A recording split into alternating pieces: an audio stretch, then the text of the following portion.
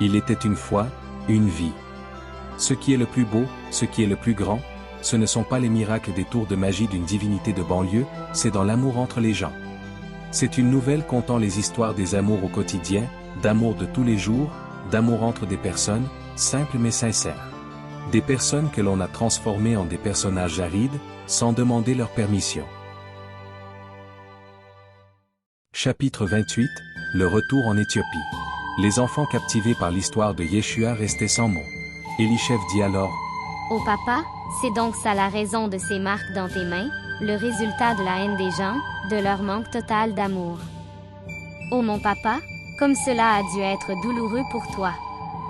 Es-tu les masques pour nous protéger, protéger ta famille? » Oui ma chère Élichef, tu as tout compris, car si on venait à m'identifier à cause de ces marques et que le Sanhédrin en avait vent, vous seriez alors tous en très grand danger, en danger de mort, même. Oh! S'exclamèrent les enfants. Mais ils demeurèrent silencieux afin de quand même bien entendre l'histoire de leur père, car cette histoire, comme leur père les avait prévenus au début, serait la plus belle histoire de leur jeune vie. Yeshua poursuivit donc son récit. Lorsque Myriam et Yeshua arrivèrent à Aksum, la capitale, ils se rendirent chez Aweda et Zoskal, des contacts donnés par Joseph. Ils furent accueillis à bras ouverts et s'occupèrent immédiatement de Yeshua. Myriam constatant que Yeshua étant entre de bonnes mains, elle reprit le chemin afin de rejoindre ses amis qui ne savaient rien de cette mise en scène, pour s'assurer que tout allait bien pour eux. Mais la raison principale de ce retour était de pouvoir ramener Myriam, sa mère, auprès de lui. Aweda et Zoskal furent une bénédiction pour Yeshua, ils développèrent de profonds liens d'amitié. Leur passion commune, la menuiserie, les emportait régulièrement dans de longues diatribes sur chacune de leurs techniques particulières d'exécution. Au début, personne ne posa de questions sur l'état de Yeshua ni sur ce qui lui était arrivé. Yeshua apprécia, car il n'était pas encore prêt à raconter son histoire à ces étrangers qui allaient devenir ses meilleurs amis. Entre-temps, Myriam avait fini sa mission auprès des 12, Yehuda ayant été remplacé par Paulus. Elle rejoignit Myriam, la mère de Yeshua, et lui proposa ce voyage qui lui réserverait une surprise une fois rendu à destination. La grand-mère Myriam, encore bouleversée par la disparition de Yeshua, accepta sans hésiter de suivre la jeune Myriam, cette épouse qui lui remémorait tellement son précieux Yeshua. Avant de partir, la jeune Myriam s'adressa à Yohanan, le seul à qui Yeshua faisait confiance pour ne pas révéler son secret. Yohanan fut heureux d'entendre que son cher Yeshua était en vie, il en éclata en larmes, des larmes de joie. Elle lui indiqua où les rejoindre en cas d'absolue nécessité, et cette nécessité concernait une question de vie ou de mort. Si vous me voyez arriver chez vous, vous devrez envisager de partir, car à ce moment-là, ce sont de mauvaises nouvelles que j'apporterai. Yohanan comprit et accepta de garder le secret précieusement. Sur ce, la mère et l'épouse entamèrent un long voyage qui les ramènerait en Éthiopie près de leur bien-aimé Yeshua. Ce sera une surprise totale pour Myriam la mère de Yeshua, car elle n'avait pas eu de ses nouvelles, et était résignée à en faire son deuil.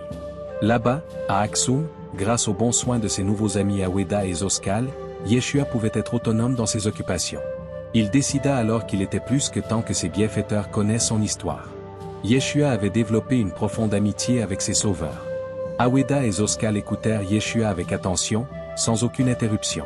Et à la fin de l'histoire, les trois amis s'embrassèrent, pas par des baisers mais par une étreinte, une accolade. Les gestes parlaient plus que les mots. Peu de temps après, les deux femmes arrivèrent à Aksum.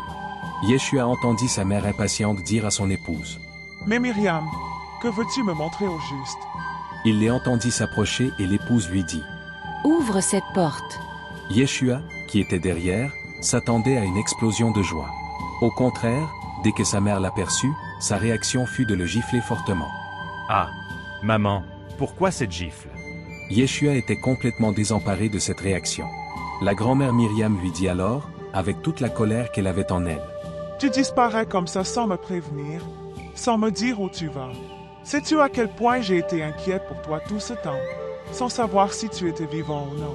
Et toutes ces idioties que j'entendais à propos de ta divinité, une résurrection, une ascension dans les cieux. » Et sans prévenir, elle sauta sur Yeshua et le couvrit de baisers. « Mon fils, tu es vraiment là, vivant? » La jeune Myriam, Aweda et Zoskal étaient morts de rire en voyant cette interaction entre la mère et Yeshua. Yeshua reprit ses esprits et répondit à sa mère: « Oui maman, je suis bien vivant et je n'ai pas l'intention de te quitter. Combien de petits-enfants te feraient plaisir pour me pardonner? Des étoiles brillèrent dans les yeux de la vieille Myriam. Des petits-enfants, des petits-enfants. Elle regarda tour à tour Yeshua et son épouse. Chaque petit enfant que vous me donnerez me comblera de bonheur. Et c'est à partir de ce moment que commence votre histoire, mes enfants. Dit Yeshua à ses petits. Une histoire heureuse et remplie de bonheur après tous ces grands malheurs.